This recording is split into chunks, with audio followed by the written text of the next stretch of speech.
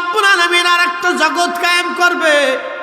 এই জগতের নাম হচ্ছে হাসরের জগৎ। এখন দুনিয়ার জগতে আসি, এই জগৎ শেষ হয়ে যাওয়ার পরে আর একটা জগতে যাব, আলমে বারজাক, যেটাকে কবরের জগৎ বলা হয়। এই কবরের জগতে যদি আপনি ভালো আমল করে যান, আল্লাহ আপনাকে কবরে নিয়ে, আল্লাহ জান্নাতি পরিবেশ দিয়া আপনার কবরটা গেল কবরু রওজাতুম মিন রিয়াজিল জান্নাহ, আল্লাহ আপনার কবরটাকে জান্নাতের বাগান বানায় ফেলবে। একসাথে বলেন না মারহাবা। একদিন মাটির ভিতরে হবে ঘর রে, মন আমার কেন বন্ধ দালান ঘর। এই কবর আছে, কবর সত্য, তার বাস্তবতা যদি আপনি বুঝতে চান তাহলে আপনাকে নিয়ে চলে যাই। পৃথিবী বিখ্যাত একজন আল্লাহর ওলি ছিলেন, তার নাম মোহাম্মদ ইবনে সুলাইমান জাসুলি রহমাতুল্লাহ আলাইহি। খুব মনোযোগ দিবেন। আমরা মানুষ মারা যাওয়ার 24 ঘন্টা পরে আমাদের শরীর থেকে পায়খানার রাস্তা দিয়ে একটা পোকা বের হয়ে আসে। এই পোকাটা তামাম শরীরের মধ্যে ছড়ায়া যায় এবং শরীর থেকে গন্ধ আসতে থাকে, পচা পচা গন্ধ।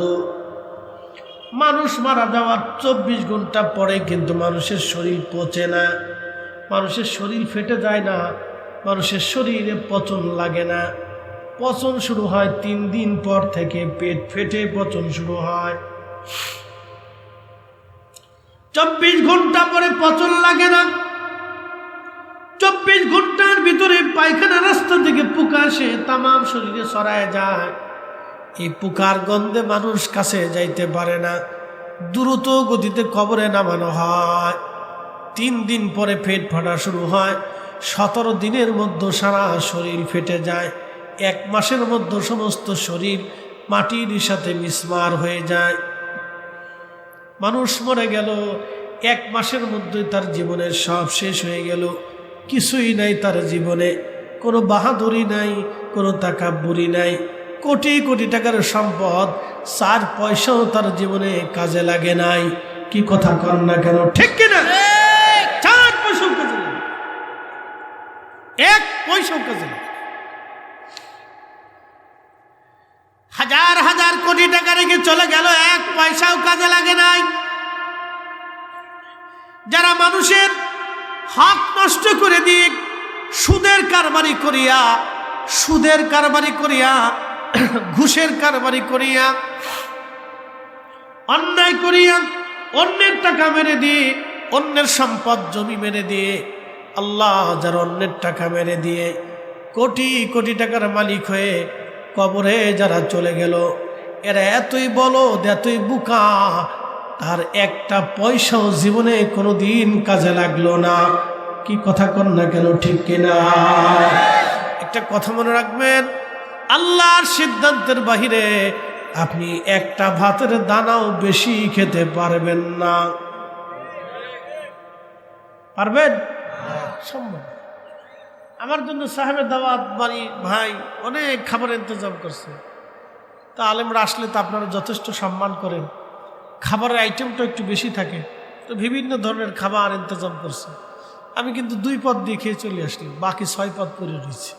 ওই 6 পদ আমার নসিবে নাই। কি কথা বল না কেন? ওই 6 পদ আমার নসিবে নাই। নসিবে নাই দেখে আমি খাইতে পারি না। আল্লাহ আমার নসিবে রাখছে মানুষের বাড়ির ভাত খাওয়ান, আমার স্ত্রীর বাড়ির হাতের খাওয়ান আমার খুব কম নসিবে হয়, নসিবে নাই। আর আমার স্ত্রী মাঝে মধ্যে আফসোস করে যে কি হইল, কিছু করার নাই তো, আমার নসিবে তোমার হাতের খাওয়ান নাই। না থাকলে আমার আর কি করার আছে, পাবলিকের বাদ খাইতেই, কিছু করার নাই, নসিবের নাই, কি করব? জোর করে তার নসিব করা যায় না। কি কথা কর না কেন? যাবে? যাবে না। খুব মনোযোগ দিয়ে আমরা ফিরে যাব কার কাছে? আল্লাহর কাছে, কোনো সন্দেহ নেই। কথা খুব ডিপলি মনোযোগ দিবেন। তো আমাদের সাধারণত মানুষ মারা যাওয়ার পরে আমাদের 24 ঘন্টা পরে এই দুর্গন্ধ, পচা গন্ধ আসতে থাকে। কিন্তু রসুলের একজন আশিক মারা গেল, মুহাম্মদ ইবনে সুলাইমান জাজুরি, শাহজালাল ইয়ামিনী যখন বাংলায় কালেমার দাওয়াত দিতে এসেছেন, তখন তিনি মরক্কে কালেমার দাওয়াত দিতে গেছেন। ইয়ামিনী মুজাররিদি বাংলাতে, আর সুলাইমান জাজুলি তখন মরক্কোতে। একইটাই 800 বছর আগে। একসাথে বলবেন আল্লাহু আকবার। দুইজন সেম সমসাময়িক, 800 বছর আগে। মুহাম্মদ ইবনে সুলাইমান জাজুলি মরক্কে ইন্তেকাল করলেন। 70 বছর পর ওনার দেশের রাজা তিনি চিন্তা করলেন, আমার দেশের কৃতি সন্তান, আমার দেশের এত বড় অলি অন্য জায়গা থাকবে তা হয় না। তিনি তিনার নিজের দেশে আনার জন্যে তার কবর খনন করলো। 70 বছর পরে কবর খনন করার পরে দেখা গেল 70 বছর আগে যেইভাবে দাফন করা হয়েছিল 70 বছর পরে অমনি আছে। তার একটু চুল পরিমাণ ত্বক নষ্ট হয় নাই, কাফনের কাপড় নষ্ট হয় নাই, এবং তার ভুরু পর্যন্ত নষ্ট হয়ে যায় নাই, একটা চুল পর্যন্ত পড়ে যায় নাই, তার চেহারাও নষ্ট হয় নাই, লাবণ্যতাও নষ্ট হয় নাই, এবং রক্ত সঞ্চালন তখনও বন্ধ হয় নাই। একবার জোরে বলা যাবে কি আল্লাহু আকবার। আল্লাহ আছে? একসাথে বলেন আল্লাহ আছে। কবর আছে? জোরে বলেন কবর আছে। কবরে জান্নাত আছে। আল কবরু রাউজাতুম মিন রিয়াজিল জান্নাহ। কারো কারো কবর আল্লাহ জান্নাতের বাগান বানায়, এটা তার বাস্তব প্রমাণ।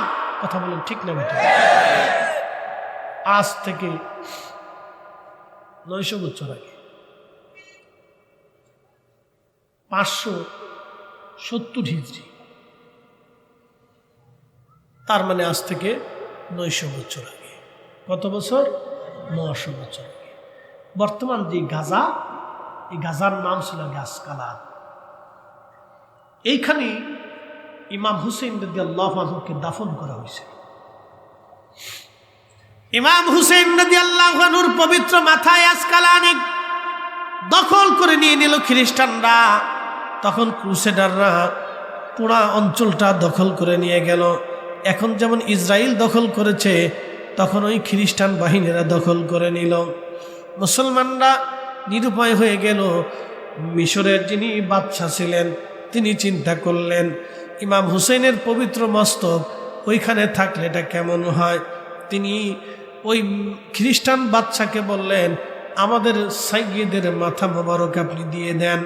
বলে, দিয়ে দিতে পারি, আপনাদের সাইয়্যিদের মাথা দিয়ে তো আমাদের কোনো প্রয়োজন নাই, কিন্তু 30,000 স্বর্ণ মুদ্রা দিতে হবে। সেই সময় 30,000 স্বর্ণ মুদ্রা বাড়ির কাছে কথা না, 30,000 স্বর্ণ মুদ্রা তিনি রাজি হয়ে গেলেন। তিনি চিন্তা করলেন টাকা চলে যাক, কিন্তু ইমাম হুসেইনের পবিত্র মস্তক মাথা মোবারক উঠাইয়া আমি সম্মানের সাথে নিয়ে আসবো, এর চাইতে বড় খেদমত আমার জীবনে আর কি হতে পারে।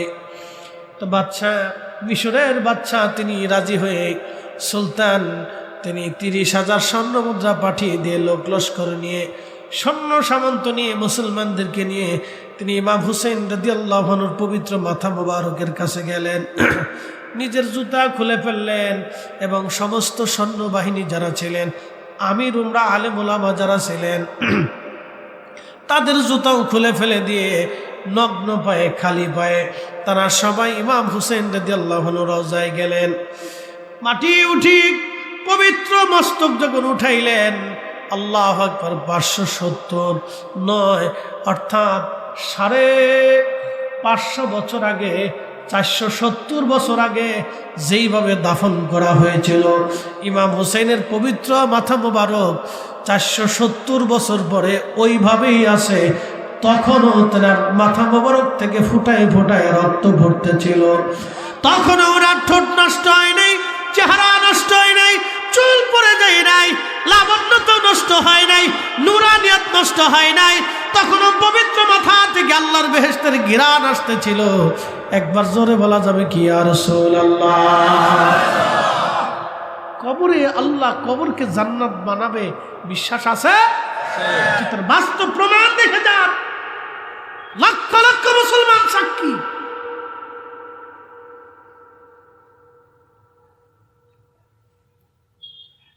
লক্ষ লক্ষ মুসলমান সাক্ষী,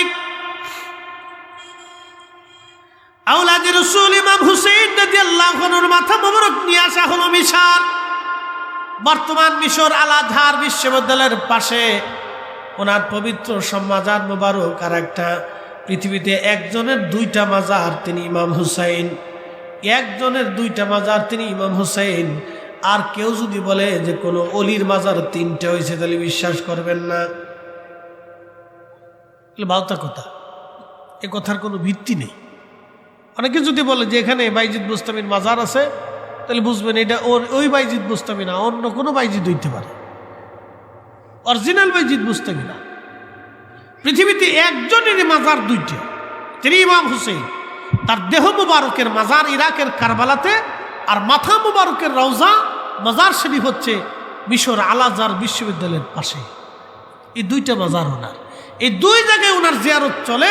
পৃথিবীতে একজনের জিয়ারত দুই জায়গা হয়, একসাথে বলবেন না আল্লাহু আকবার। তিনি আওলাদে রাসূল সুলতানে কারবালা ইমাম হুসাইন রাদিয়াল্লাহু আনহু। 470 বছর পরেও ওনার সেই শের মুবারক তখনো জিন্দা। হয় না, হয় না, হয় না, জোরে বলেন, জোরে জোরে।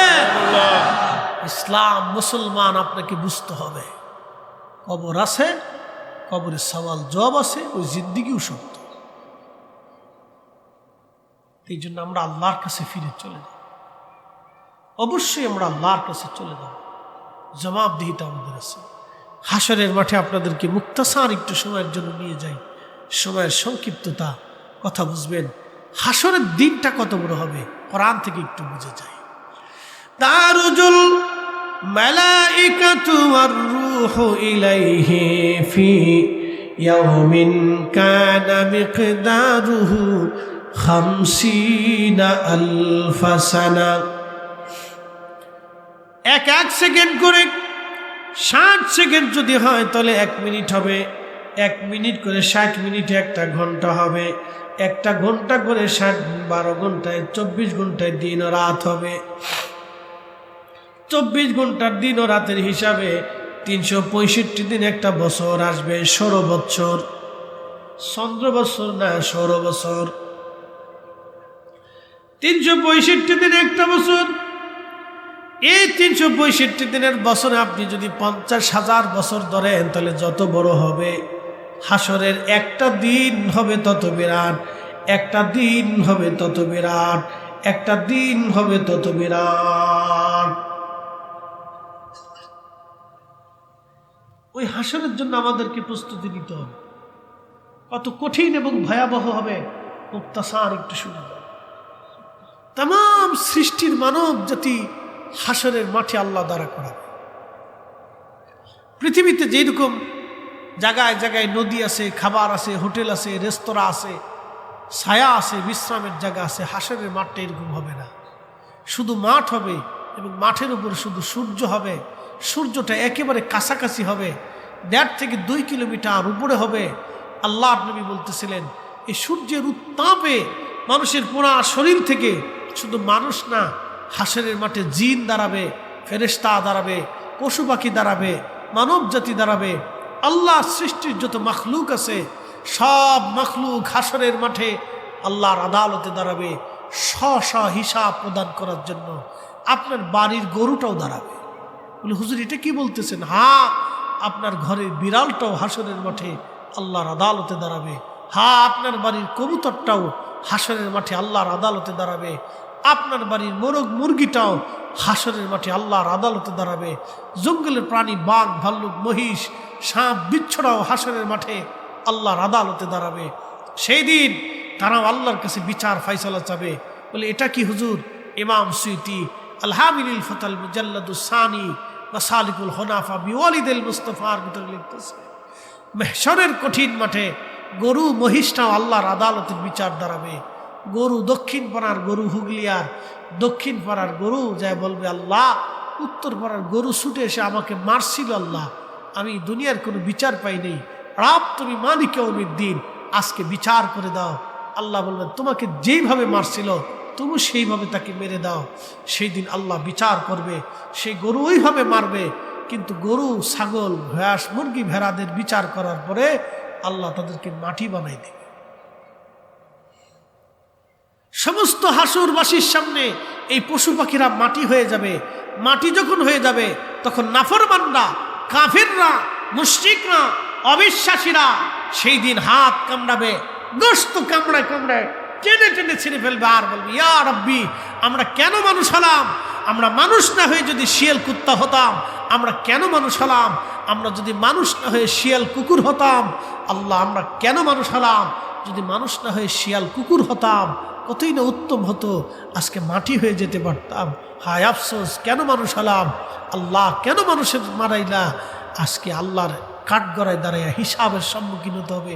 তো আরাম যত বেশি, ব্যারাম তত বেশি।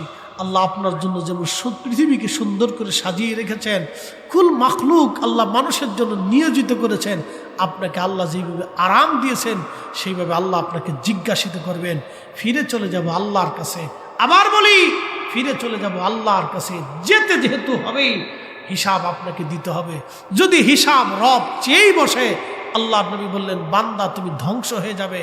তুমি আল্লাহর কাছে বারবার ইস্তেগফার করো আর বলি, ইয়া রব্বি, বিনা হিসেবেই মাফ করে দেন, বিনা হিসেবেই মাফ করে দেন, বিনা হিসেবেই মাফ করে দেন, বিনা হিসেবেই মাফ করে দেন। এই জন্য দোয়াতে কানবেন, মোনাজাতে কানবেন, সেজদাতে কানবেন, তাহাজ্জুদে কানবেন, দোয়া করতে থাকবেন, কানতে থাকবেন, মাপ চাইতে থাকবেন। এই যে দোয়া বন্ধ করে দিচ্ছে আমার দেশের কিছু এক শ্রেণীর ভাইরা, তারা উম্মতকে যে কত কঠিন বিপদের সম্মুখীন করে দিচ্ছে নিজেও বুঝে না এবং তার উম্মতও বুঝতেছে না। এই দোয়া যদি বন্ধ হয়ে যায়, বান্দা আল্লাহর দরজায় হাত তোলা বন্ধ হবে। আর বান্দা যখন আল্লাহর দরবারে হাত তুলবে না, তখনই বান্দার দিল শক্ত হবে। বান্দা যত আল্লাহর দরবারে হাত তুলবে, তত বান্দা আল্লাহর কাছে মাপ চাইতে থাকবে। যত বেশি মাপ চাবে, তত তাড়াতাড়ি ক্ষমা হবে। কথা বলে ঠিক কিনা? মাপ চাবে না, ক্ষমা হবে না। যারা দোয়া বন্ধ করতেছে, এদের মতো নাফরমান আর এদের মতো ব্যাককেল পৃথিবীতে আর কেউ হতেই পারে না। দোয়া চলবে, যতদিন বেঁচে থাকবেন ততদিন দোয়া করবেন, বেশি বেশি করে হাত তুলে আল্লাহর কাছে মাপ চাবেন। কথা বলেন ঠিক না? হাসর বড় কঠিন জায়গা, বড় কঠিন জায়গা, অনেক বড় কঠিন। সূর্য মাথার উপরে থাকবে, প্রচন্ড ঘামে ঘর্মাক্ত হয়ে মানুষের শরীর থেকে নির্গত হয়ে কারো থুতনি, কারো বুক, কারো হাঁটু পর্যন্ত ঘামে ডুবে যাবে। মানুষ পাগলের মতো প্রলাপ বকতে থাকবে। কঠিন দিন মেহশরের হাসরের ময়দানে হাউজে কাউসারের পানি ছাড়া আর বিকল্প পানির কোনো ব্যবস্থা হবে না। কঠিন তৃষ্ণাতে মানুষের জিহ্বা বেরিয়ে কুকুরের জিহ্বার মতো ঝুলতে থাকবে। সেই দিন 6 শ্রেণীর বান্দাকে আল্লাহ তার আরশে মুআল্লার নিচে জায়গা করে দিবে। 1 নম্বর, যে দুনিয়াতে ন্যায় বিচার করছিল। একসাথে বলা যাবে আল্লাহু আকবার। কি বিচার? জোরে বলেন, কি বিচার? যারা আদালতে জজ, ব্যারিস্টার, আদালতে যারা ন্যায় বিচার করে না, টাকা দিয়ে যারা ফায়সালা দেয়, তাদের ভয়াবহ পরিণতি হবে। কথা বলেন ঠিক না বেঠে? অনেক বড় ভয়াবহ। আমাদের দেশের যারা গ্রাম্য বিচার সালিশ করে, সব টিভি দিয়ে সালিশ করে। কি কথা কর না কেন?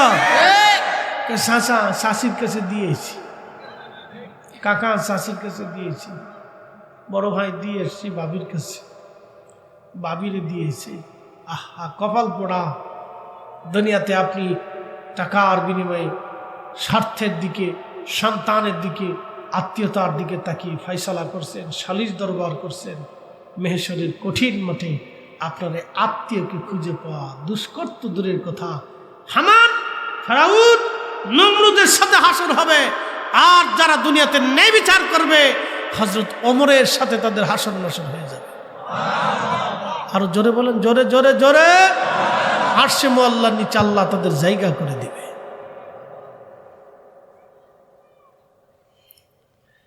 2 নম্বর, ওই বান্দাকে আল্লাহ হাসরের ময়দানে আরশে মুআল্লার নিচে জায়গা করে দিবে, যার দিলটা সবসময় মসজিদের সাথে ঝুলে থাকতো, মসজিদের সাথে লেগে থাকতো। বলে হুজুর কোনটা?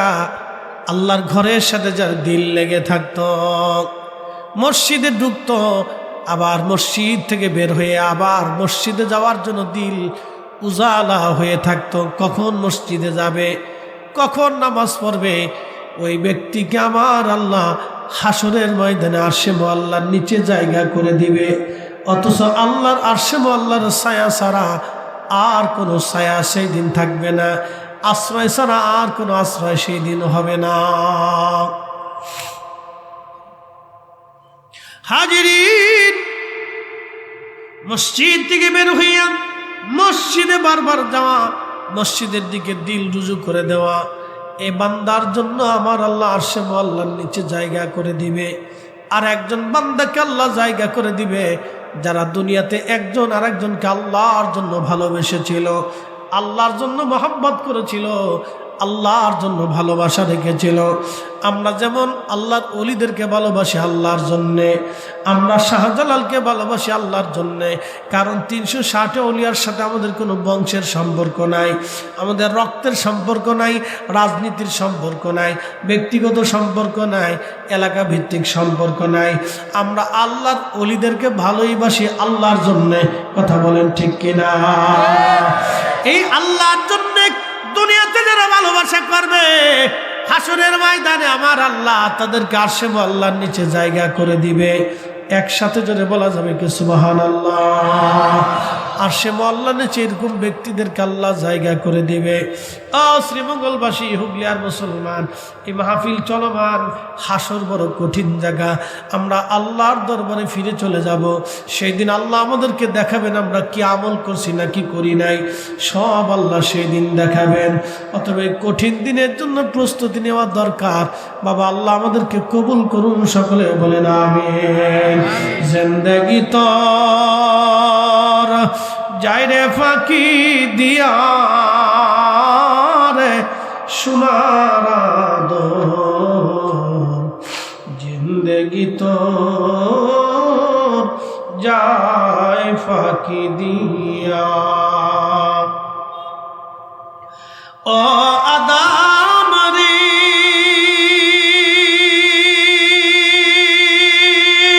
পাক ধরিয়া গেছে দাড়ি, দন্ত মাসে গোটা চারি, সমন জারি গিয়াছে করিয়ার সোনার আদর, জিন্দেগি তো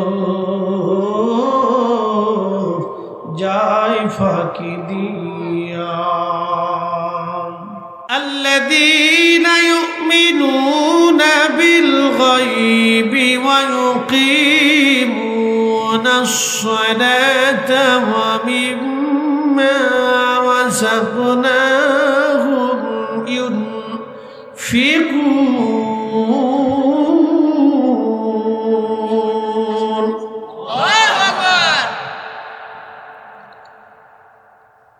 প্রথম নম্বর, আল্লাযীনা ইউমিনুনা বিল গায়ব, যারা গায়বের উপর ঈমান আনে। ওয়া ইউকিমুনাস সালাতা, যারা সালাত প্রতিষ্ঠিত করে। ওয়া মিম্মা রাযাকনাহুম ইউনফিকুন, যারা তাদের রিজিক থেকে আল্লাহর পথে ব্যয় করে। আল্লাযীনা ইউমিনুনা বিমা উনজিলা ইলাইকা, নবী আপনার উপর যা নাজিল হয়েছে বিশ্বাস করে। ওমা উনজিলা মিন ক্বাবলিক, এবং আপনার পূর্বে যত নবীরা আসছিল তাদের উপর ঈমান আনে। ওয়াবিল আখিরাতি হুম ইউকিনুন, এবং আখিরাতের প্রতি যারা বিশ্বাস স্থাপন করে। উলাইকা আলা হুদাম মির রাব্বিহিম ওয়া উলাইকা হুমুল মুফলিহুন।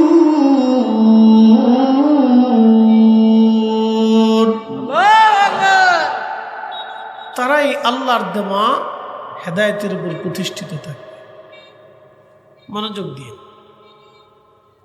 আমাদের দেশে যারা সনাতন ধর্মের আছে, দেখেন ইদানিং এটা নিয়ে খুব মাতামাতি চলতেছে।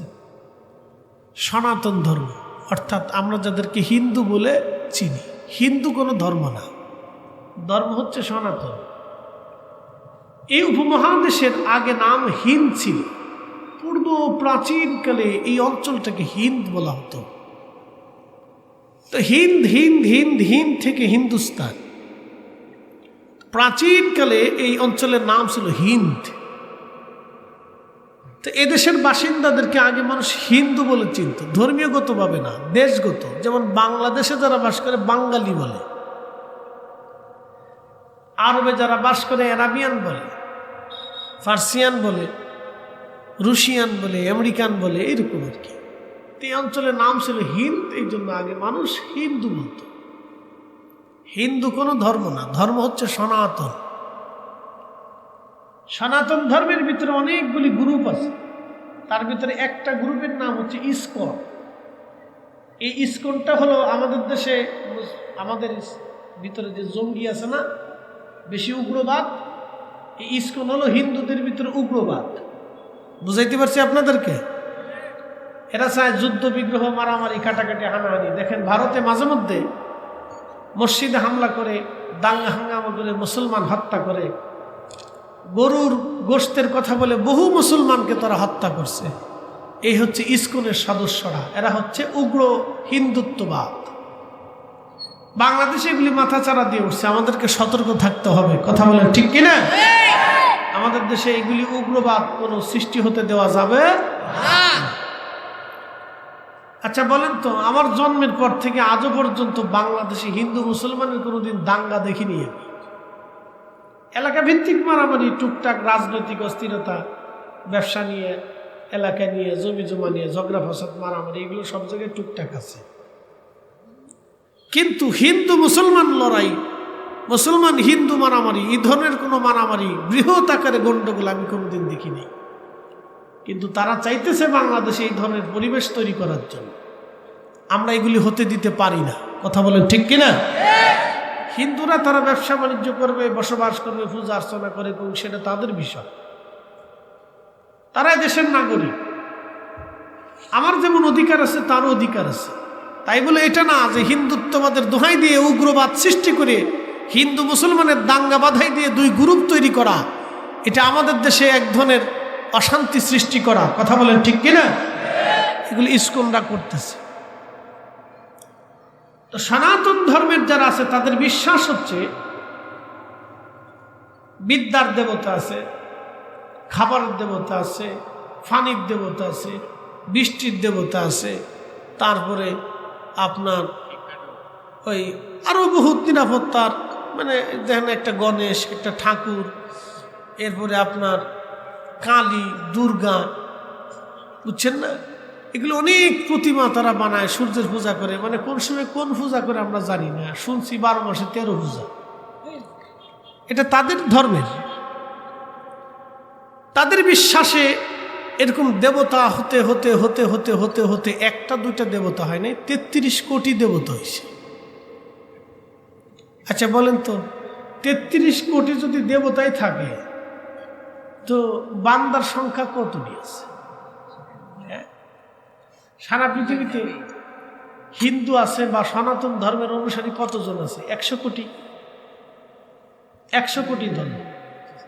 100 কোটি যদি সারা পৃথিবীতে হয়, তাহলে 33 কোটি যদি দেবতাই হয়ে থাকে, তাহলে বাঘে পাইল কয়জন করে? কি কথা কর না কেন, বুঝেন না? মনে হয় এটা তাদের বিশ্বাস। তাহলে ভাগে কয়জন পাইল? এরকম আছে, এটা তাদের বিশ্বাস। তো বলেন তো আপনারা, আমাদের রব কয়জন? যেমনি বলতেছেন মনে হয় যে মুসলমানই নাই।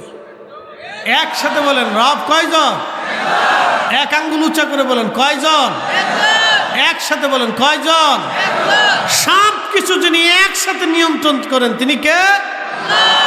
জবান খুলে বলেন, তিনি কে? কোনো সন্দেহ নাই,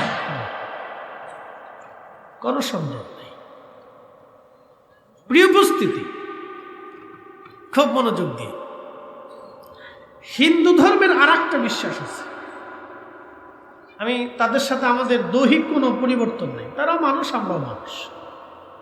এই শ্রীমঙ্গলে বহু হিন্দু বসবাস করে, তারা ব্যবসা করে, তাদের দোকান থেকে আমরাও কিনি, তাদের দোকান থেকে আমরা মিষ্টিও কিনি, দইও কিনি, খাবারও খাই, ব্যবসা বাণিজ্যও করি। কথা ঠিক কিনা?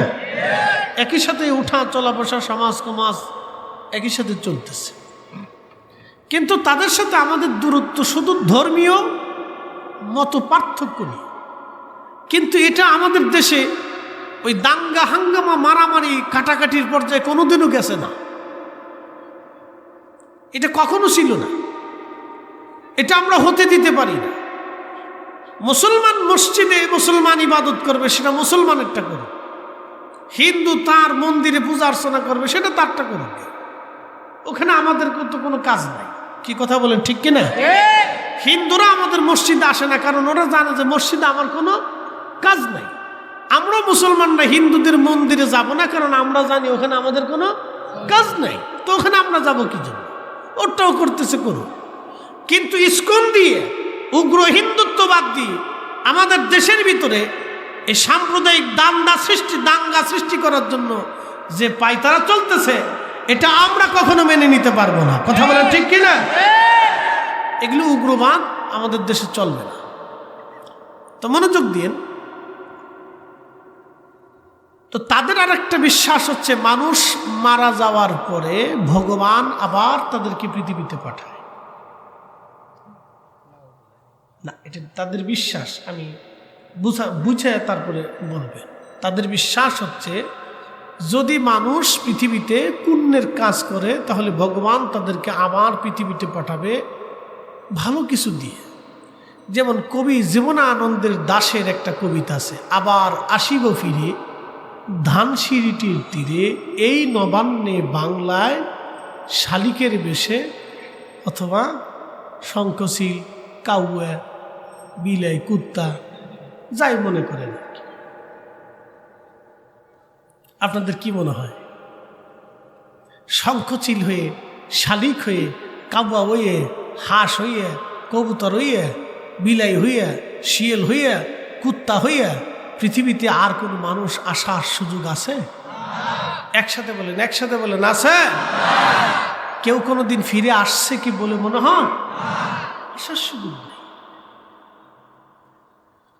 وَلَن يُؤَخِّرَ اللَّهُ نَفْسًا إِذَا جَاءَ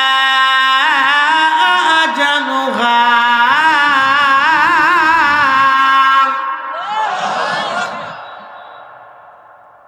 আমাদের বিশ্বাস কি? আমি সনাতন ধর্মের বিশ্বাসের কথা বলছি। এখন আমরা মুসলিমদের বিশ্বাস কি? আল্লাহ বলে দিলেন, হাবিব উম্মতকে জানায় দেন, পৃথিবীতে আর কখনো কোনোদিন ফিরে আসার আর সুযোগ নাই। আমার বিষয়টা হলো কবরের আযাব এবং হাসর। এই দুইটা বিষয়ের প্রথম ধাপের নাম হচ্ছে কবর। আমরা কবরে চলে যাব, আমাদের বিশ্বাস। আমাদের দেহটা কবরে নিয়ে যাওয়া হয়, রুহুটা আমার আল্লাহ নিয়ে চলে যান। মানুষের মৃত্যুর সময় যখন ঘনিয়ে আসে, তখন দেখবেন বান্দার দেহ থেকে রুহুটা আল্লাহ নিয়ে চলে যায়, দেহটা পড়ে থাকে। রুহুটা আল্লাহ নিয়ে চলে যান, দেহটা পড়ে থাকে। দেহ পড়ে থাকবে, রুহু চলে যাবে। রুহু যখন নিল, কোন রাস্তা দিয়ে নিয়ে এলো ওই রাস্তাও দেখা গেল না। যিনি নিলেন ফাইন্নাহু মুলাকিকুম, ওই মালাকুল মউত নিয়ে চলে গেলেন। মালাকুল মউত কেউ দেখা গেল না। যেই জগতে নিয়ে যাওয়া হলো কবরের জগৎ, ওই জগৎও দেখা গেল না। যাকে যার হুকুমে নিয়ে যাওয়া হলো তিনি রব্বুল আলামিন, তাকেও দেখা গেল না। কিন্তু যাকে নিয়ে গেল সে 60টা বছর আপনাদের মধ্যে বিচরণ করেছে। এই 60টা বছর ধরে আপনাদের মধ্যে বেঁচে রইল, 80 বছর ধরে বেঁচে রইল। তার বডি দেখা যায় কিন্তু রুহু দেখা যায় না, আত্মা দেখা যায় না। এই রুহুটাকে নিয়ে চলে গেল আমার আল্লাহর হুকুমে আজরাইল। তার মানে রুহুটা সত্য, যিনি নিয়ে গেলেন তিনিও সত্য। যেই জগতে নেওয়া হলো সেই জগৎও সত্য। সেই জগতের নাম কবর, সেই জগতের নাম হাসর। যেই জগতে নিয়ে যাওয়া হবে সেই জগৎ সত্য, যার হুকুমে নিয়ে যাওয়া হলো তিনি রব রব্বুল আলামিন, তিনিও সত্য। খুব মনোযোগ দিয়ে কথাগুলি শুনে যাবেন। সনাতনদের বিশ্বাস হলো পৃথিবীতে আবার তারা ফিরে আসবে শঙ্খ চালি শালিকের বেশে, এই নবান্নে বাংলাতে আবার তারা ফিরে আসবে, কোনো পাখির বেশে ফিরে আসবে, শিয়াল কুত্তার বেশে ফিরে আসবে, মানুষের বেশে ফিরে আসবে, হাতির বেশে ফিরে আসবে, কুকুরের বেশে ফিরে আসবে। এটা হলো তাদের চিন্তা, কিন্তু আমাদের বিশ্বাস। আল্লাহ বললেন উম্মতকে জানায় দেন বন্ধু, একবার মরণ হলে দ্বিতীয়বার আর ফিরে আসার কোনো সুযোগ নাই। একবার মরণ হলে দ্বিতীয়বার আর আসার কোনো সুযোগ নাই। ইন্না লিল্লাহি, নিশ্চয় আমরা আল্লাহর জন্য, ওয়া ইন্না ইলাইহি রাজিউন, আমাদেরকে আবার আল্লাহর কাছে ফিরে যেতে হবে। আমরা ছিলাম আল্লাহর কাছে, আসছি দুনিয়াতে, আবার চলে যাব আল্লাহর কাছে। আল্লাহর কাছে ফিরে চলে যাব, কোনো দিন আর কোনো কালের জন্য ফিরে আসার আর দ্বিতীয়বার আর কোনো সুযোগ নাই। ওই কবরে নিয়ে চলে যাওয়া হবে, কবর কবর। এই জন্য আল্লাহ বলেন নবিল আখিরাতি হুম ইউকিনুন,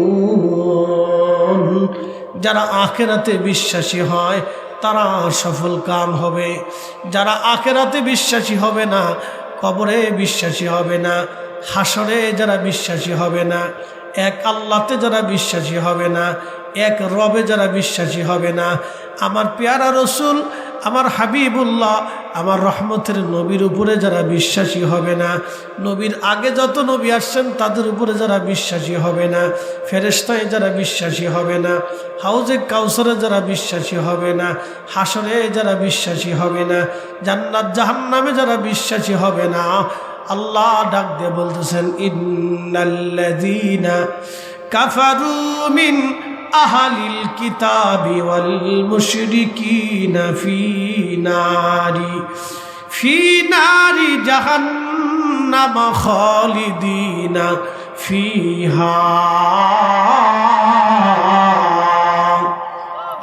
নিশ্চয়ই যারা কাফির অবিশ্বাসী, এক আল্লাহতে যারা বিশ্বাসী না, আমার রসুলের উপরে যারা বিশ্বাসী না, পরকালে যারা বিশ্বাসী না, ফেরেশতায় যারা বিশ্বাসী না, হাসরে যারা বিশ্বাসী না, জান্নাত জাহান্নামে যারা বিশ্বাসী না, পূর্ববর্তী নবীতে যারা বিশ্বাসী না, বহু খুদায় যারা বিশ্বাসী, বহু দেবতায় যারা বিশ্বাসী, বহু দেবতায় যারা বিশ্বাসী, বহু খুদায় যারা বিশ্বাসী, যারা আখিরাতে বিশ্বাসী না, যারা মনে করে আবার পৃথিবীতে তারা ফিরে আসবে, পুনর্জন্মে যারা বিশ্বাসী, পুনরুত্থানে যারা বিশ্বাসী না, আল্লাহ ডাক দিয়ে বলেন ইন্নাল্লাযীনা কাফারু, নিশ্চয় যারা অবিশ্বাসী, অল মুশরিকি মিন আহলিল কিতাব, এবং আহলে কিতাব যারা আছে, ইহুদি এবং খ্রিস্টান।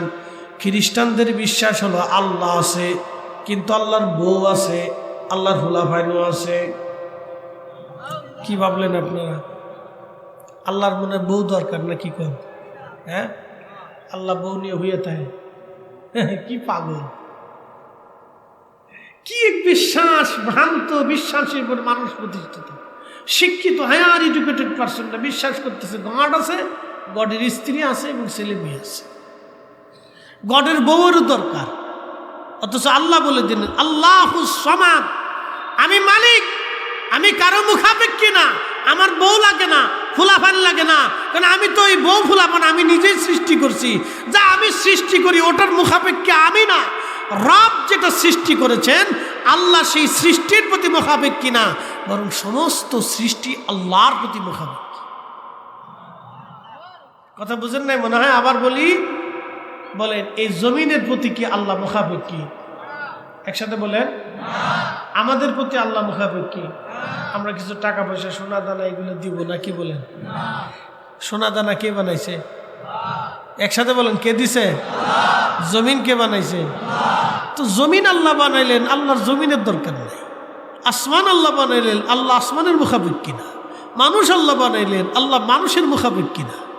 আল্লাহ তামাম সৃষ্টি বানাইলেন, সৃষ্টির প্রতি আল্লাহ মুখাপেক্ষী না, সব সৃষ্টি আল্লাহর মুখাপেক্ষী, আমরা আল্লাহর মুখাপেক্ষী।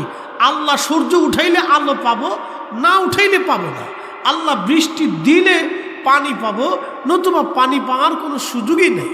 আল্লাহ শীত দিলে ঠান্ডা পাবো, নতুবা পাওয়ার কোনো রাস্তা নাই। আল্লাহ গরম দিলে গরম পাবো, নতুবা বিকল্প কোনো ব্যবস্থা নাই। আল্লাহ নিঃশ্বাস দিলে পাবো, নতুবা অ্যাটেন্ড টু মার্ডার, ওই সময় গো টু কবর, কোনো সুযোগ নাই। আল্লাহ দিলে স্ত্রী পাবো, নতুবা বহু লোক আছে যাদের জীবনে কোনো দিন স্ত্রী হয় নাই, অনেক নারীর জীবনে পুরুষই হয় নাই, সে আর কোনো দিন বিয়েই হলো না তার, ওইভাবে সে চিরকুমারী রয়ে গেল, তার নসিবে নাই। যারা সাধু সন্ন্যাসী বিয়ে থা করে না, তার কপালে বউ নাই, কপালে বউ নাই। বুঝতে পারছেন তো? কপালে থাকতে তো হবে। আল্লাহ আমাদেরকে হেদায়েত দিয়েছেন, যাকে হেদায়েত পাই নাই তার কপালে হেদায়েত নেই। আল্লাহ আমাদেরকে মুসলমান বানিয়েছেন, কেন করেছেন ভালো করে শুনে যাবেন। আল্লাহ বলছেন মিন আহলিল কিতাব, আহলে কিতাব যারা ইহুদি খ্রিস্টান, তারা বিশ্বাস করে আল্লাহ আছে, কিন্তু আল্লাহর বউ আছে। একসাথে বলে আল্লাহর ফুলা পাইনু আছে। আচ্ছা বলেন, যিনি স্রষ্টা তার কি বাচ্চা কাচ্চার দরকার? লাম ইয়ালিদ ওয়া লাম ইউলাদ ওয়া লাম ইয়াকুন লাহু কুফুয়ান আহাদ। আল্লাহর স্ত্রী নাই, তিনি সন্তান জন্ম দেন না, তিনি কারো কাছ থেকে জন্ম নেন নাই, তিনি একচ্ছত্র অধিপতি মালিক আল্লাহ, তিনি একচ্ছত্র অধিপতি মালিক আমার আল্লাহ, তিনি জন্ম নেন না, জন্ম দেন না। মুসলমান খুব মনোযোগ দিবেন। আল্লাহ বলেন আহলে কিতাব যারা আছে, ওয়াল মুশরিকিন, যারা মুশরিক। মুশরিক কারা? যারা শিরিক করে, মনে করে এই সূর্যটা আমার খোদা, সূর্যের পূজা অর্চনা শুরু করে দিল। ওরা ভাবে সূর্যটা আমার খোদা, সূর্য আলো দেয় এই জন্য সূর্য খোদা, গাভী দুধ দেয় এই জন্য গাভী দেবতা। কথা বুঝেন নাই মনে হয়? গাভী কি দেয়? খালি কি দুধই দেয়, মুদ দেয় না? তাহলে দুধ দিল মুদ দিল, তা হেস দেবতা কেমন? যে দুধও দেয় মুতও দেয় সে আবার দেবতা কেমন? গাভী কি চিরদিন বেঁচে থাকে? মরে যায় না? কথা কর না কেন? তো যে মরে যায় সে দেবতা কেমনে হয়? আচ্ছা সূর্য উদয় হয় ডুবে যায় না? তো যে ডুবে যায় সে খোদা কেমনে হয়? কি কথা কর না কেন? জোরে বলে। আবার কেউ আছে আগুনের পূজা করে। কিসের পূজা? ভাবে আগুনই আমার খোদা। বলে কারণ কি? সে আলো দিচ্ছে, সে জ্বলতেছে, সে রান্নার খাবার দিচ্ছে, তার দিয়ে কোনো কিছু হচ্ছে, আগুন না হলে কিছু চলে না, সে ভাবতেছে এটাই খোদা। আচ্ছা বলেন, আগুন আমরা নিজেরাই জ্বালাই, আবার ফু দিলে নিভে যায়, পানি দিলে বন্ধ হয়ে যায়, তাহলে যে নিভে যায়, যে বান্দার অন্যের কর্তৃক সে জ্বলে এবং অন্য কর্তৃক যে নিভে যায়, বলেন সে কি খোদা হতে পারে? না, সেও খোদা না। আল মুশরিকিন, এবং যারা মুশরিক, যারা শিরিক করে, অংশীদার সাব্যস্ত করে আল্লাহর সাথে, লা শারীকা লাহ, আল্লাহর কোনো শরীক নেই, তিনি একচ্ছত্র মালিক, তিনি একমাত্র রব। কথা বলেন ঠিক না? একমাত্র রব কে? আল্লাহ। একসাথে বলেন কে? আল্লাহ। বুঝতে হবে আপনাকে। কেন? বুঝাইতেছি, সামনে বুঝাইতেছি, আপনাদের কি বুঝবেন। তিনি কেন রব বুঝাইতেছি, তার একটা ডকুমেন্টস আপনাদের সামনে উপস্থাপন করি, মনোযোগ দেন। আমরা কেন আল্লাহকে আল্লাহ বলে স্বীকার করব? পৃথিবীতে আল্লাহ 4 জনকে সারা পৃথিবীর বাদশা বানিয়েছিলেন। একজন হচ্ছে নমরুদ, আর একজনের নাম বখতে নসর, 2 জন অবিশ্বাসী। একজনের নাম জুলকারনাইন, তিনি মুসলমান, আর একজন সুলাইমান আলাইহিস সালাতু ওয়াস সালাম, তিনি নবী এবং দিনদার। তো পৃথিবীতে নমরুদের পরে বাদশা হয়েছিলেন বাদশা জুলকারনাইন, যার একটা নাম হচ্ছে সেকেন্দার, আবার কেউ বলতেছে আলেকজান্ডার, যার চার বলতে পারে বিভিন্ন নাম। দ্য গ্রেট আলেকজান্ডার নাম শুনেছেন, আসলে মূলত আলেকজান্ডার কিন্তু বাদশা জুলকারনাইন না। সম্রাট আলেকজান্ডার বাদশা জুলকারনাইন না, আলেকজান্ডার আরেকজন ছিল। তিনিও বিশ্ববিজেতা একজন পৃথিবীর অন্যতম সমরবিদ ছিলেন, অনেক বড় যোদ্ধা বাদশা ছিলেন। কিন্তু আলেকজান্ডার জুলকারনাইন না। জুলকারনাইন আলেকজান্ডারের বহু আগে সৈয়দনা ইব্রাহিম আলাইহিস সালাতু ওয়াস সালামের জামানাতে হযরত ইব্রাহিম বাইতুল্লাহ শরীফ তিনি নির্মাণ করতেছিলেন। খোদার ঘর যেটা কাবা শরীফ আপনারা জানেন, ইন্না আউওয়ালা বাইতিন উদিআ লিন-নাসি লাল্লাযী বিবাক্কাতা মুবারাকান হুদাল লিল আলামিন। আমি রব প্রথম যে ঘর নির্মাণ করেছি, এই ঘরের নাম হচ্ছে বাইতুল্লাহ। প্রথম নাম হচ্ছে বাক্কা, বর্তমান নাম হলো মক্কা, আগে নাম ছিল বাক্কা। আল্লাহ ডাক দিয়ে বলেন, হাবিব এই ঘরকে কেন্দ্র করে আমি তামাম পৃথিবী, তামাম সৃষ্টিটাকে আমি আল্লাহ রাব্বুল আলামিন হেদায়েত করব। এই জন্য বাইতুল্লাহকে কেন্দ্র করে তামাম পৃথিবীতে আল্লাহ মসজিদ বানিয়েছে। দুনিয়ার মসজিদকে সম্মান করা মূলত বাইতুল্লাহকে সম্মান করা। আপনার বাড়ির মসজিদটাকে নিরাপত্তা দেওয়া মূলত বাইতুল্লাহকে নিরাপত্তা দেওয়া। হাজিরিন, এই বাইতুল্লাহ নির্মাণ করতেছিলেন হযরত সাইয়েদুনা ইব্রাহিম আলাইহিস সালাম। ইসমাইল আলাইহিস সালাম পাথর এনে দিচ্ছিলেন, আর ইব্রাহিম খলিলুল্লাহ পাথর গেথে গেথে গেথে গেথে তিনি বাইতুল্লাহ নির্মাণ করতেছিলেন। ওই রাস্তা দিয়ে বাদশা জুলকারনাইন যাইতেছিলেন। তো তিনি লক্ষ্য করলেন একজন আল্লাহর বান্দা সহযোগী একজন নিয়ে একটা ঘর নির্মাণ করতেছে। জিজ্ঞেস করলেন, আপনি কে? বলে, আমার নাম ইব্রাহিম খলিলুল্লাহ। বলে, আপনি ইব্রাহিম? বলে, হ্যাঁ আমি ইব্রাহিম। বলে, আপনি ইব্রাহিম খলিলুল্লাহ? খলিলুল্লাহ আবার কি? বলে, আল্লাহর বন্ধু। বলে, আল্লাহকে? বলে, আপনারও রব আমারও রব। আপনার রব আমার রব, আবার আল্লাহ কি? আল্লাহ তো দেখি না। আল্লাহ কি দেখা যায়? কয় না, আল্লাহ তো দেখা যায় না। তখন জুলকারনাইন বললেন, এই ইব্রাহিম, আল্লাহ যদি দেখা না যায় তাহলে আল্লাহ কেমনে মানবো বলো? ইব্রাহিম, আল্লাহ যদি দেখা না যায় তাহলে আল্লাহ কেমনে মানবো বলো তো, বলো। সাইয়েদুনা ইব্রাহিম বললেন, জুলকারনাইন, কি করলে তুমি আল্লাহ মানবা, আল্লাহকে বিশ্বাস করবা বলো? জুলকারনাইন ডাক দিয়ে বলতেছি, ইব্রাহিম, ওই যে ভেড়ার দল পাহাড়ের ভিতরে ঘাস খেয়ে বেড়াচ্ছে, ওই ভেড়ার দলকে তুমি ডাকবা। ভেড়ার দল এসে যদি তোমার আল্লাহর কালেমার সাক্ষ্য দেয় তাহলে আমি জুলকারনাইন বুঝবো আল্লাহ আছে। আর ভেড়া যদি না বলে তাহলে বুঝবো আল্লাহ নাই। কারণ ভেড়া তো কথা বলে না, ভেড়ার তো জবান নাই, ভেড়ার তো এমন জ্ঞান নাই, সে তো কোনোদিন কালেমা কারোর কাছ থেকে শিখে নাই। যদি ভেড়ার দলে কালেমা পড়ে ইব্রাহিম, তাহলে বুঝবো আল্লাহ আছে, নতুবা আমি জুলকারনাইন আল্লাহ মানব না।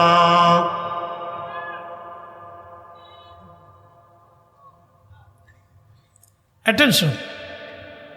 ইব্রাহিম আলাইহিস সালাম ভেড়ার দলে ডাকতেছে, এই ভেড়ার দল এদিকে আসো।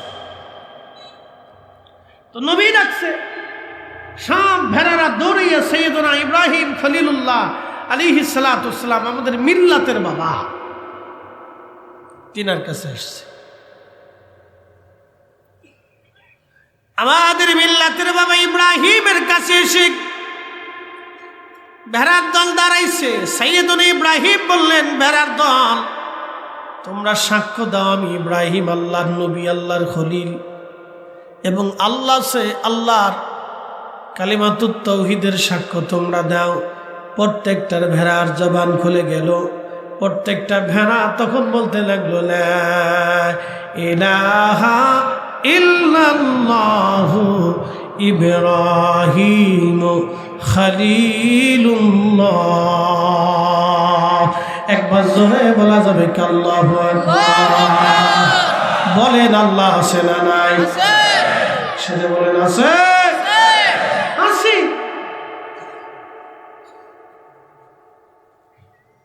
কেউ ভাবতেছে আমি সূর্যের পূজা করতেছি, সূর্যই বুঝে আমার দেবতা।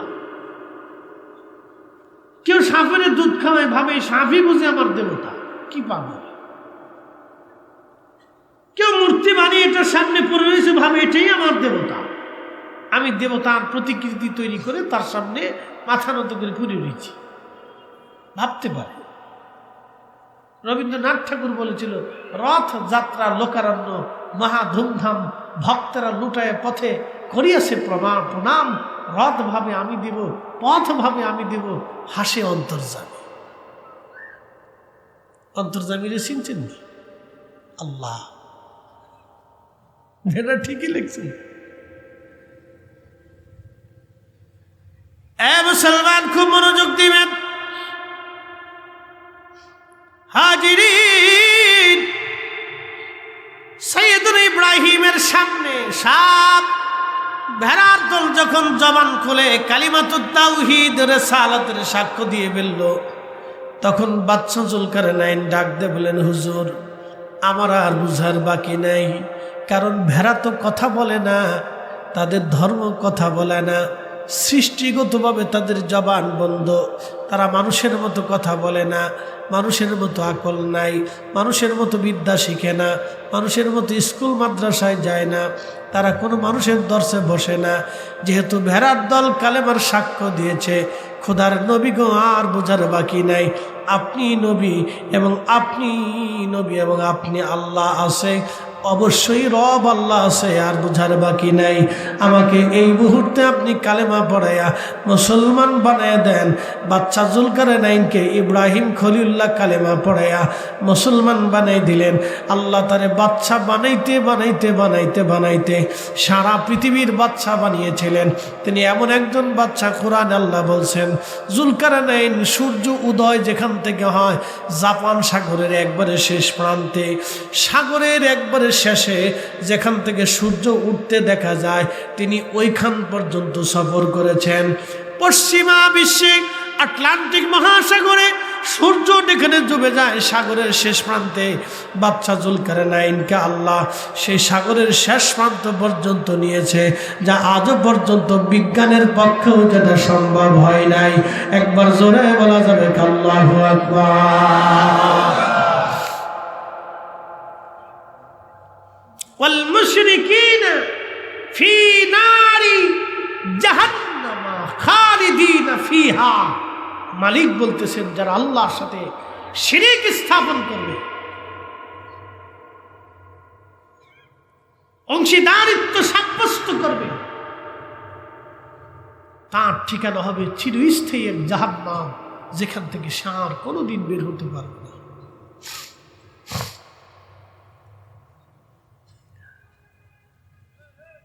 বন্ধু আমার, শ্রীমঙ্গলবাসী মনোযোগ দিবেন, কথাগুলি ভালো করে বুঝে যাবেন।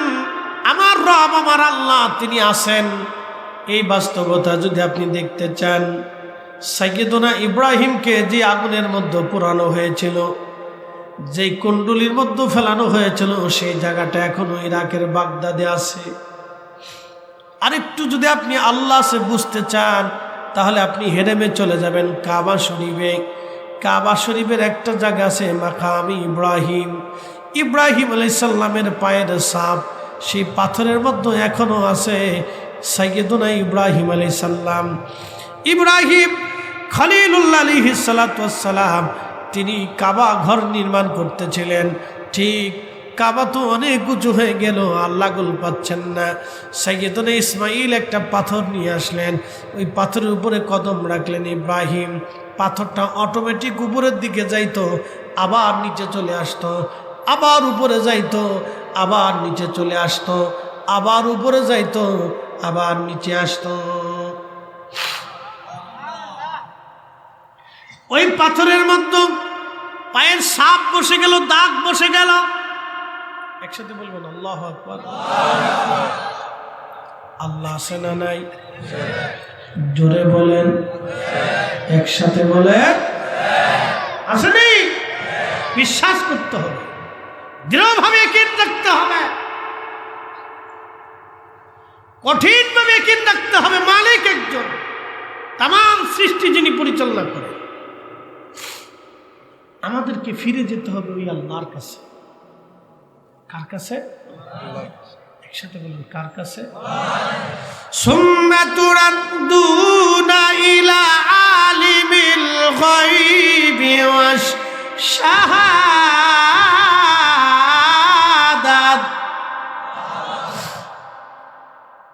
ও তোমরা সে আমি রবের কাছে ফিরে আসবা। আমি তোমার সব কিছুই জানি, আমি আল্লাহর কাছে কোনো কিছুই গোপন নাই। আল্লাহ আছে আরো যদি বুঝতে চান, চলে যাবেন ফিলিস্তিনের বাইতুল আকসা। এখনো সেই পাথরখানা এখনো আছে, পাথর থেকে এখনো সুঘ্রাণ আসে। 1400 বছর ধরে একটা পাথর আমার রসুলের জন্য দাঁড়িয়েছিল। পবিত্র মেরাজের রাত্রিবেলা আল্লাহ নবী সমস্ত নবীদের ইমামতিতে নামাজ শেষ করলেন। নামাজ শেষ করার পরে নবীজি মসজিদ থেকে বের হলেন, বোরাকের পিঠে চড়বেন। ঠিক এমন সময়, ঠিক এই মুহূর্তে পাথর নবীকে সালাম দিল। পাথরে যখন রসুলকে সালাম দিল, ঠিক তখনই রসুল কারীম ডাক দিয়ে বলেন, পাথর কেন তুমি সালাম দাও, কি হয়েছে? বলে, হুজুর 1400 বছর ধরে আমি আপনার অপেক্ষায় বাইতুল আকসার পাশে দাঁড়িয়ে আছি। বলে, কেন? ইয়া রাসূলুল্লাহি, এই জন্য দাঁড়ানো, আপনি মেরাজ করবেন, আপনি উরুস করবেন, আসমানের দিকে রওনা হবেন। আপনি আপনার পবিত্র কদম আমার পিঠের উপরে রেখে আপনি উরুস শুরু করবেন। ইয়া রাসূলুল্লাহ, কদমে একটু ধুলির আশায় আমি 1400 বছর ধরে দাঁড়ানো আছি।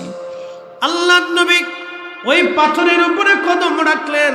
আল্লাহ ডাক দিলেন, পাথর নরম হয়ে যাও, আমার বন্ধুর যাতে কোনো কষ্ট না হয়। আমি আমার বন্ধুকে দাওয়াত করেছি, পাথর তুমি নরম হয়ে যাও। পাথর সঙ্গে সঙ্গে নরম হয়ে গেল। আল্লাহ নবীজির পবিত্র কদম মোবারকের সাপ লেগে গেল, পা মোবারকের সাপ নবীজির লেগে গেল, দেবে গেল। সেই পায়ের সাপ এখনো আছে, ওই পাথরে কোনো আতর দাগ লাগানো লাগে না। 1450 বছর ধরে ওই পাথরের ভিতর থেকে এখনো সুঘ্রাণ বের হতে থাকে। একসাথে বলেন, জোরে বলেন আল্লাহ আছে। আসতে হলো না, জোরে বলেন আছে। আছে। জমজমের পানি তো কম বেশি সবাই খাইছেন, খান নাই? জমজমের পানি কি এখনো আছে? আছে। এই পানি একটা কোম্পানি, এটা একটা কোম্পানি রিফাইন করে পরিষ্কার পরিচ্ছন্ন করে বাজারজাত করছে। তার একটা লিমিট আছে কতদিন পর্যন্ত এই পানিটা থাকবে। এটা মেয়াদ শেষ হওয়ার সাথে সাথে এই পানির ভিতর থেকে গন্ধ আসবে, সে তার শক্তি হারাবে, পোকা হবে, এবং এই পানির কালার নষ্ট হবে, এবং এই পানির ঘ্রাণও স্বাদও নষ্ট হয়ে যাবে। এটা একটা মেয়াদ আছে। মেয়াদ শেষ 3 বছর, 4 বছর, 5 বছর, মেয়াদ শেষ হয়ে যাওয়ার পরেই পানিটা নষ্ট হবে। কিন্তু জমজমের পানি আজও আছে। আমি এটা বোতলের ভিতরে এনে ভরে রেখে দিবেন, 50 বছর আগেও যেমন, 50 বছর পরেও তেমন।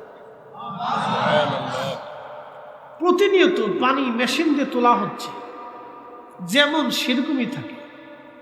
1450 বছর না, হাজার হাজার বছর ধরে এই পানি মানুষ পান করতেছে, কিন্তু আজও পর্যন্ত কুয়া শুকায় নাই।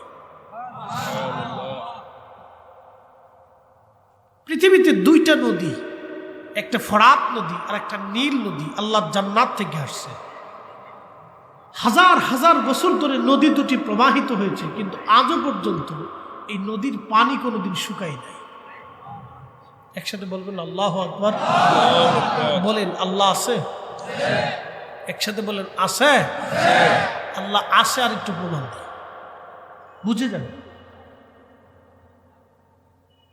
নাস্তিকদের নানান যুক্তি থেকে আপনি অনেক সময় হয়তো আল্লাহর প্রতি সন্দেহ এসে যেতে পারে যে হায় হায় কি হলো, আমি কি আমার ধর্মের উপরে ইস্তেকামাত আছি কিনা, প্রতিষ্ঠিত আছি কিনা, আমার ধর্ম ঠিক কিনা।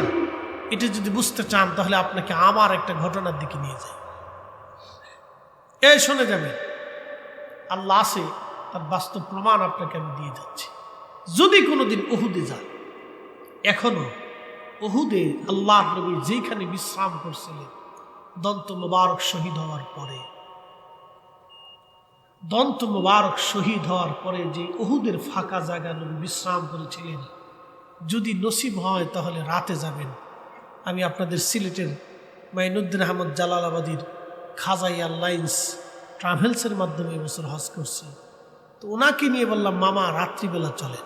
তো দিনে তো উহুদে বহুবার গেছি, একদিন একটু রাত্রে যাই। তো মদিনার থেকে চলে আসবো, শেষ হজের বিদায় পালা, প্যাকেজ শেষ, চলে আসতেই হবে, টিকিট কনফার্ম আসা যাওয়ার। তো বললাম আজকে রাতে একটু চলেন। আগের দিনে রাত্রিবেলা আমরা কয়েকজন একসাথে গেলাম। আল্লাহর কসম করে বলি, আল্লাহ আছে, বুঝে যান। আপনি আমার রসুলের মধ্যে যে এখনো আছে, আপনি বুঝে যান, এগুলো জানতে হবে। এই জন্য আল্লাহ বলছেন কুল সিরু ফিল আরদ, পৃথিবী ঘুরে ঘুরে দেখো, আমি আল্লাহর কুদরত তুমি দেখতে থাকো। আল্লাহ আছে, আপনাকে বুঝতে হবে। পাথরের সামনে, মূর্তির সামনে, সূর্যের সামনে, সাপের সামনে, গরুর সামনে, গরুর খোদা বানাবেন, দেবতা বানাবেন, পাথরকে বানাবেন, আকাশকে বানাবেন, সাগরে বানাবেন, সূর্যরে বানাবেন, পাহাড় বানিয়ে ফেলবেন, বিরাট একটা গাছ দেখে গাছের গোড়ায় মোমবাতি জ্বালায় বানাই ফেলবেন। ছি ছি ছি ছি ছি।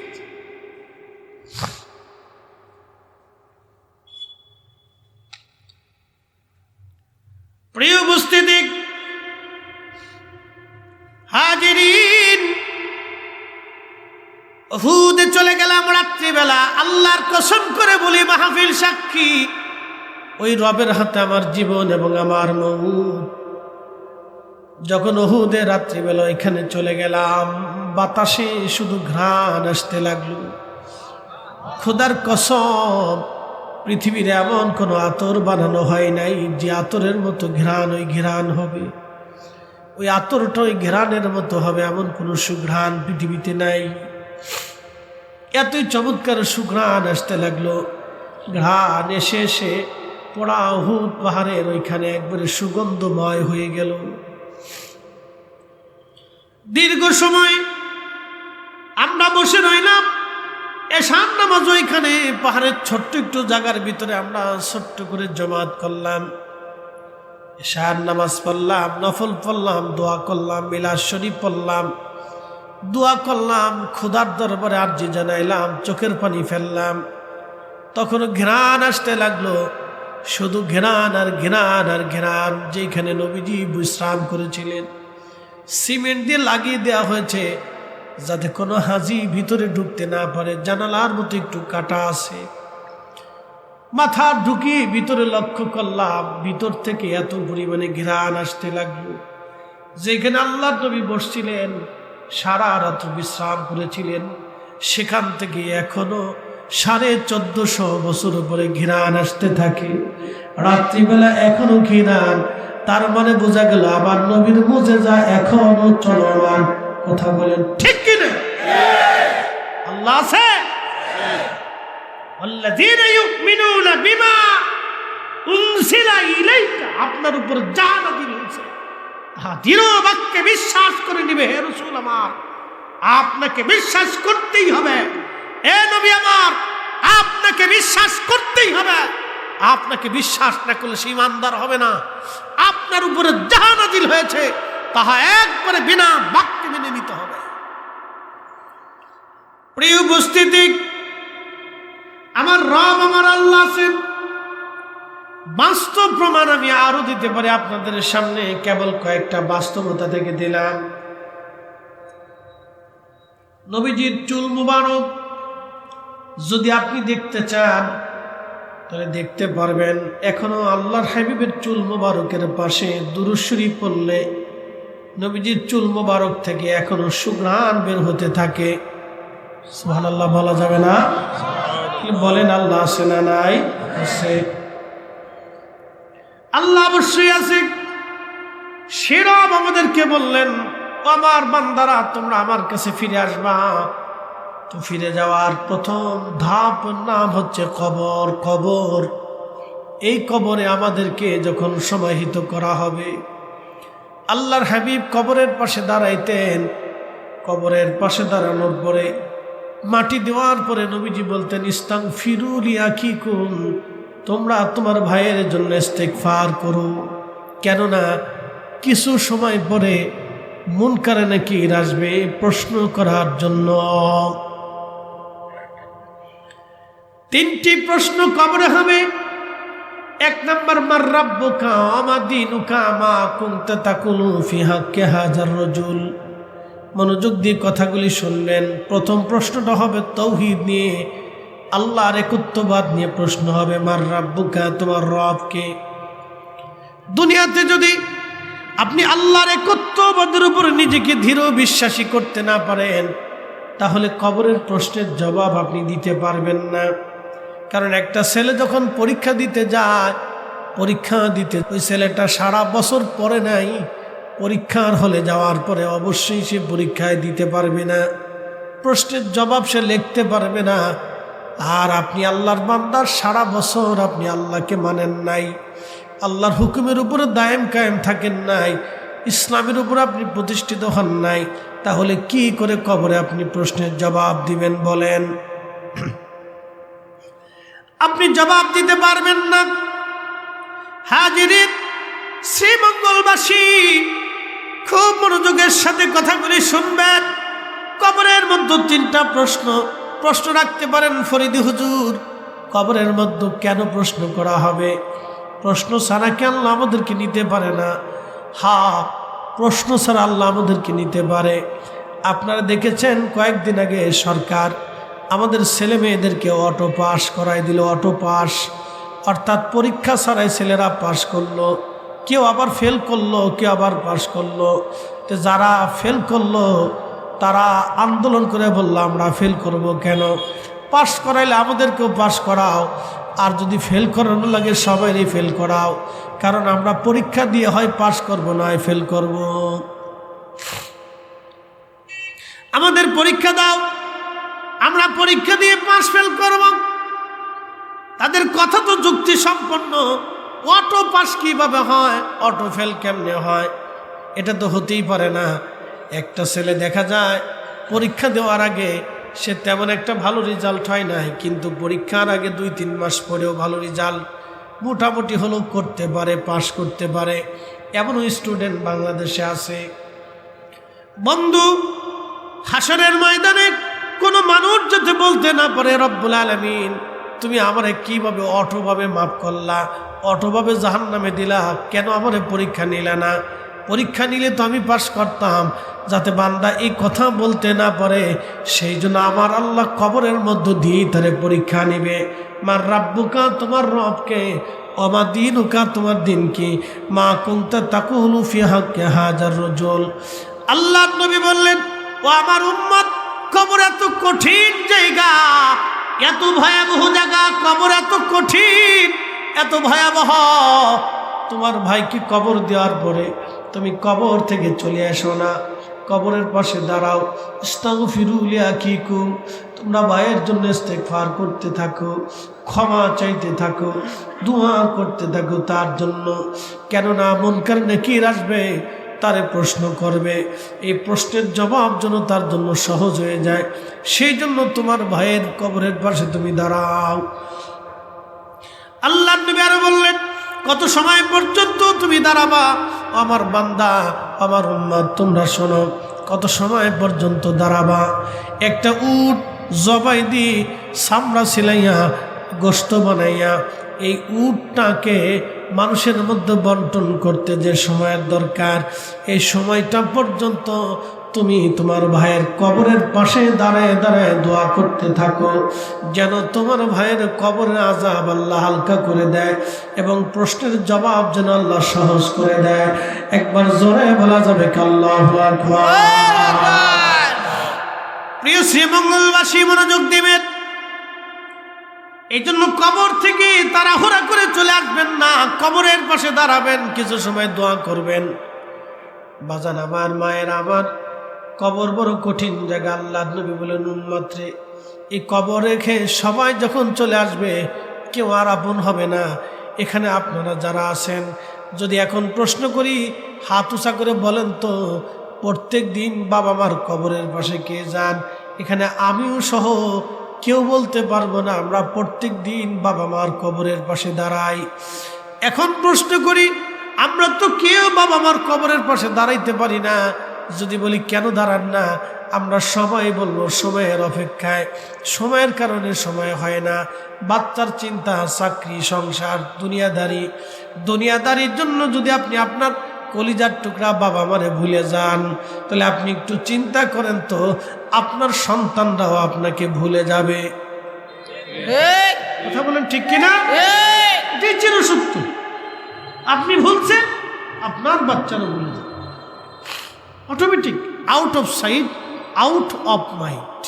কথা যে লেখছে চমৎকার করে লেখছে যে মানুষ চোখের আড়াল হলে মনের আড়াল হয়ে যায়। কথা সত্য, কথা সত্য। আমি এখান থেকে চলে যাব, আপনাদের মনের আড়াল হয়ে যাবে। আপনারাও চলে যাবেন, আপনারাও আমার মনের আড়াল হয়ে যাবে।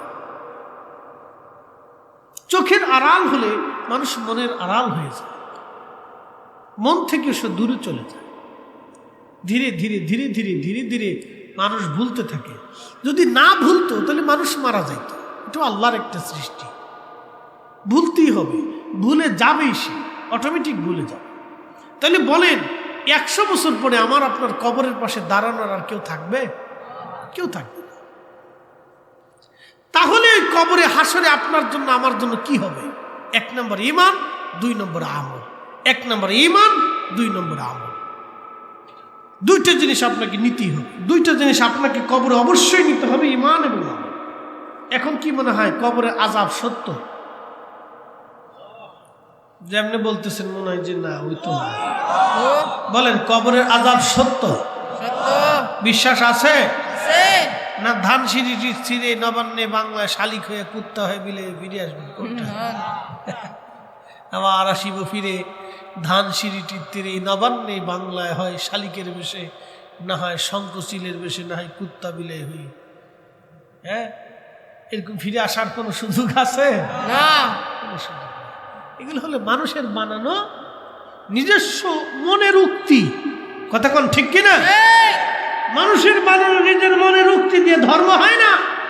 ধর্ম হবে ওই মালিক যিনি সৃষ্টি করেছেন, তার আইন, তার নিয়ম। আচ্ছা বলেন, আজ পর্যন্ত ইসলামের কোনো আইনের মধ্যে নিয়মের ভিতরে কেউ ত্রুটি ধরতে পারছে? আমার রসুলের জীবনের ভিতরে আজ পর্যন্ত কেউ ত্রুটি ধরতে পারছে? মানব শরীরের ভিতরে রোগ আছে কয়টা? 3500।